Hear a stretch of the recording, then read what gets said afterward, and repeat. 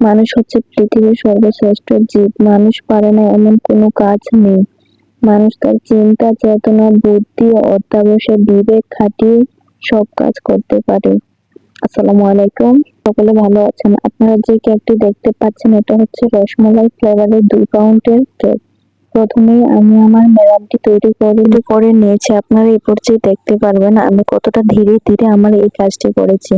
এরপর আমি আমার ডোটা একটু মোল্ডের ভিতরে দিয়ে এখন আমি আমার ওভেনে দিয়ে দিয়েছি। এরপর আমি 45 মিনিট পর আমার কেকটি বার করে দেখি, মাশাআল্লাহ কেকটি কত সুন্দর হয়েছে। এরপর আমি কেকটি মুখ থেকে ডিমোল্ড করে নিচ্ছি। প্রথমে আমি কেকটিকে চারপাশ দিয়ে কেটে নিয়েছি। প্রথমে আমার কাটাটা ভুল হয়েছে, তারপর আবার দ্বিতীয়বার দিয়েছি। মাশাআল্লাহ দেখেন কেকটি বের করতে কতটা সুন্দর এবং পারফেক্ট হয়েছে। আলহামদুলিল্লাহ আল্লাহর কাছে যে আল্লাহ আমার ধীরে ধীরে সকল মনের আশা পূরণ করছে। সকলে আমার জন্য দোয়া করবেন। আমরা যারা গ্রামে বাস করি তারা হোমমেড কেক তৈরি করা ব্যক্তিদেরকে একটু নিচু চোখে দেখেন, তার কারণ হচ্ছে বাজারের সস্তা দামের কেক।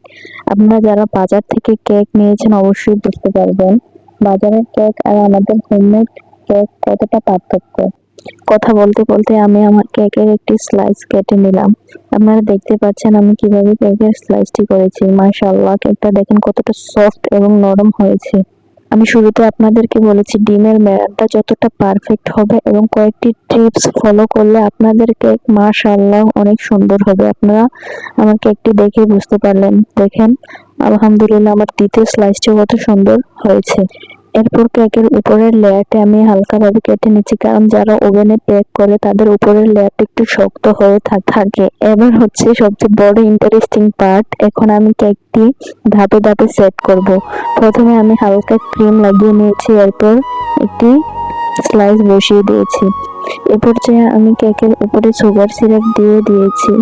সুগার সিরাপ দেওয়ার একটাই কারণ হচ্ছে কেকটাকে আরো নরম এবং সফট করবে। এরপর আমি এটার মধ্যে রসমালাইয়ের সাথে যে লিকুইডটা থাকে সেটা দিয়ে দিয়েছি, যার ফলে রসমালাই কেকের একটি আলাদা ফ্লেভার আসে। এরপর আমি ক্রিম দিয়ে দিচ্ছি, পুরোটা ক্রিম দিয়ে কভার করে নিচ্ছি।